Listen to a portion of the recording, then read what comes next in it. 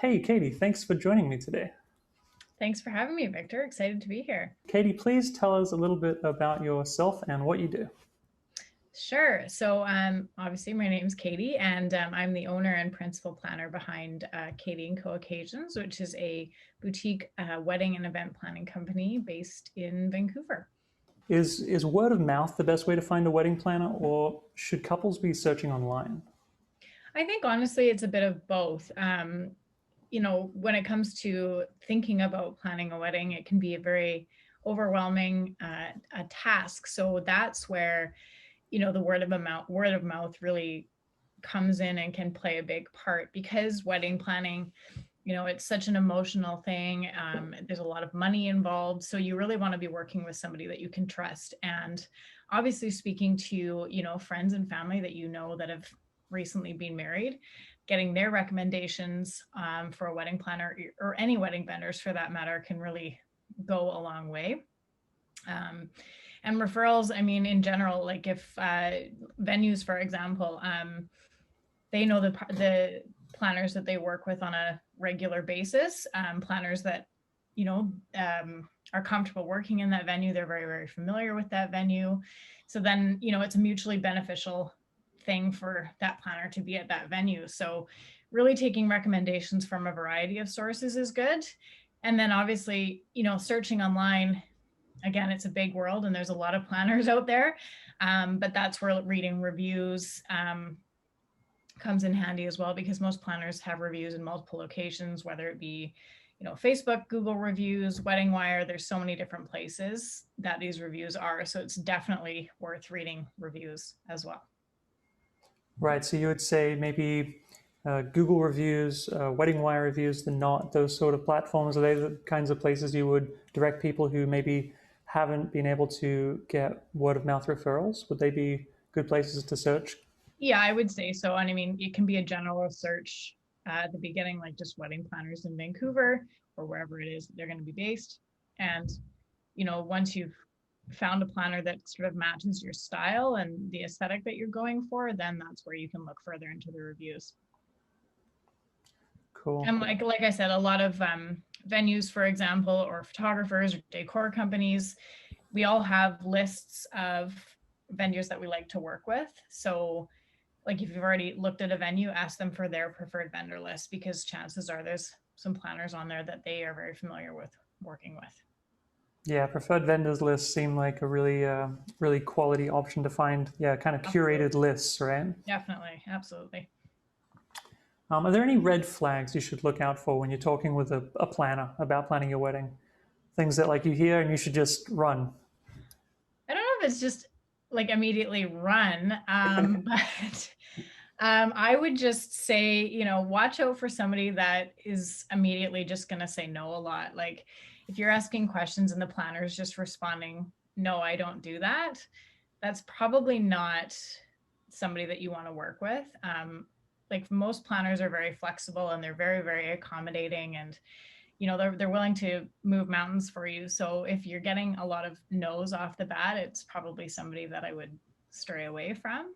Hmm. And obviously you want it to hire somebody that has experience. So if they don't give you good answers to your questions, and don't seem to have a lot of knowledge, I'd probably stray away from them as well. Right, good advice. So, how can a couple be certain that they've found the right planner for them? How can they really like know?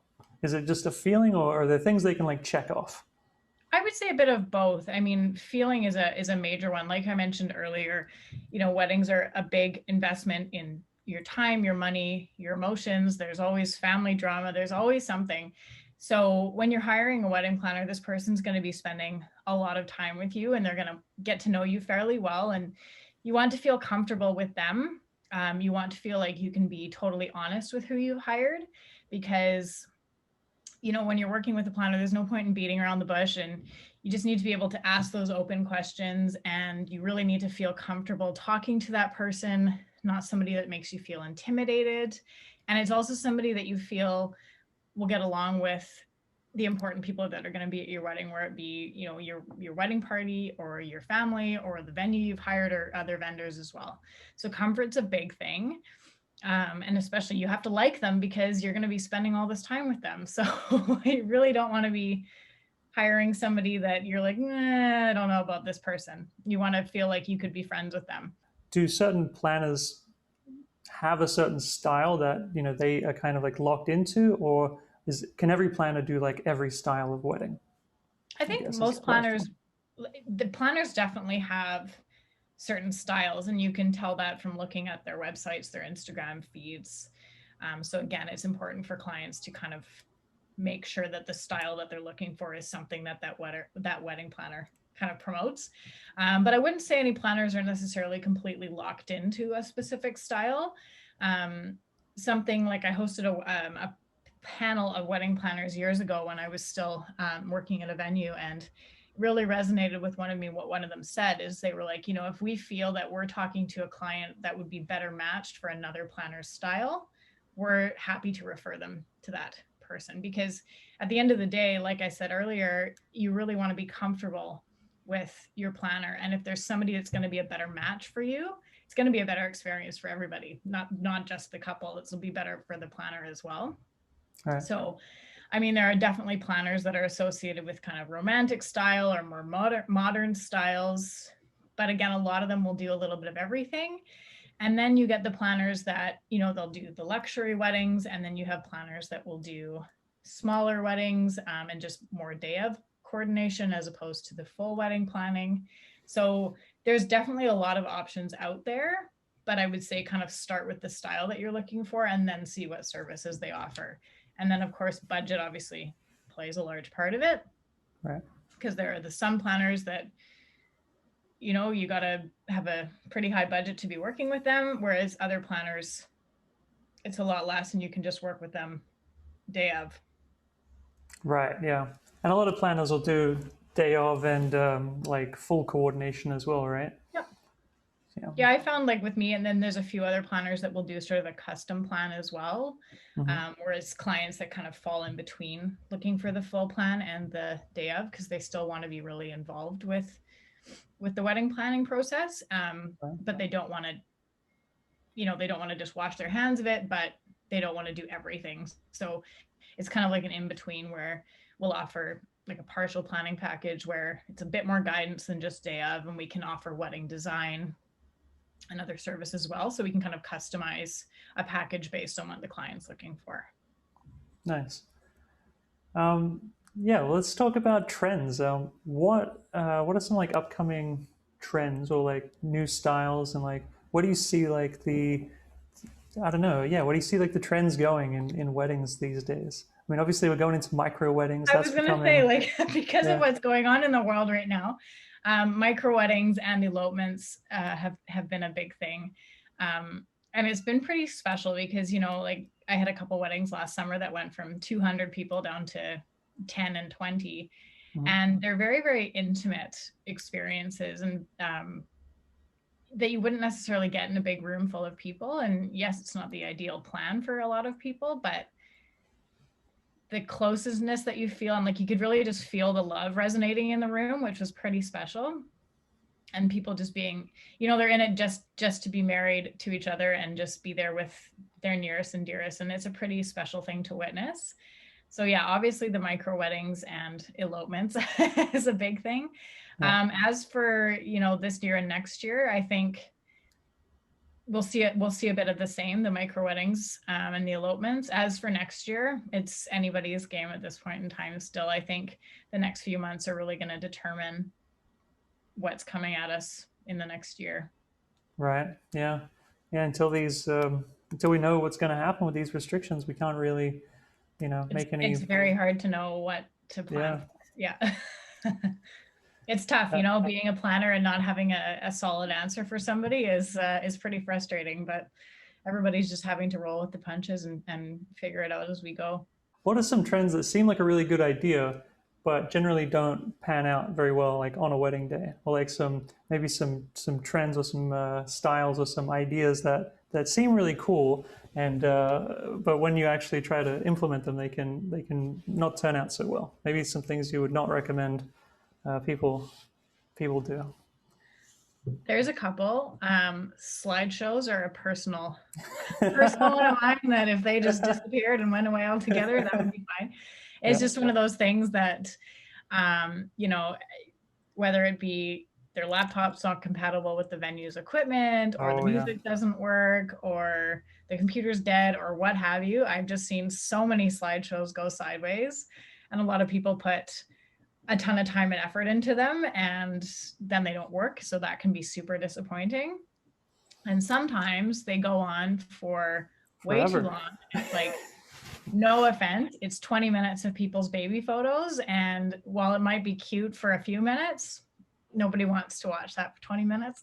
So a good way to incorporate some other photos like that is to, perhaps in the cocktail reception or on the guest book table, have photos of like your parents when they got married, or have a photo album of your grandparents or whatever, and incorporate your family photos that way. That's a great idea. Rather than having a 20-minute long slideshow that nobody's really all that interested in watching. So that's one. Another thing that's a good idea at the time, it's alcohol related. So like, I love signature cocktails. I think that's a really, really cool way to, again, incorporate your personality into a wedding. But with the bar, you have to be a little bit careful, because signature cocktails would typically be served at cocktail hour. And if it's just a free for all, and you've got 400 of the things available and they're a little higher in booze content, everybody's going to be feeling pretty happy before dinner starts, and things can get a little bit out of control that way. So I would just say, limit your signature cocktails, absolutely go for it, but maybe just budget one a person as opposed to unlimited. And then also actually just bar in general, like, don't have an open bar during dinner and during your speeches, because your guests are going to be getting up to go to the bar while people are speaking, which can be quite disrespectful as well. So absolutely carry on with wine service through dinner, but maybe don't have the bar open while people are speaking. There's easy ways to tweak bar service to make it, to keep your guests both in check and also be respectful while things are happening. So this is why people need to hire planners, because exactly. Get the inside info. That's right. Yeah, I mean, there's always ways to manage. Yeah, that's right, because it's an event not just for you. It's, you know, it's an event for sometimes usually a large number of people, and managing, you know, all of those people's expectations and keeping them happy and entertained is a part of, you know, what you do. So it's important to be able to do that, and I don't think a lot of couples realize like how intensive and involved that is. Absolutely. Okay, and there's one more, seems like a cool idea, but is not idea. Champagne towers. They look super impressive. They never work. So you're either going to wind up with a ton of broken glassware and glass in champagne that you can't drink because the glass is broken. The balance has to be so spot on. And you've seen it in movies. You've seen the champagne towers in movies, and they look like the glasses all fill up perfectly. They don't. There's champagne everywhere. So you're going to be paying for all the bottles that are opened, even though all the glasses aren't full. And you wind up with a big sticky mess or broken glass everywhere. So again, they look super cool, but not worth it. Katie, let us know where we can find you on the internet, on social media. And I'll link that down below. Okay. My website is just katieley.com. So that's KATIELEY.com. And I'm on Facebook as Katie & Co Occasions, and then also on Instagram at katie.e.lee. It's a long one. So that's me online. I'm also on listings like Wedding Wire as well, so you can find me there. Awesome. Well, thank you so much for joining me today, Katie. Thanks for taking the time to chat with me.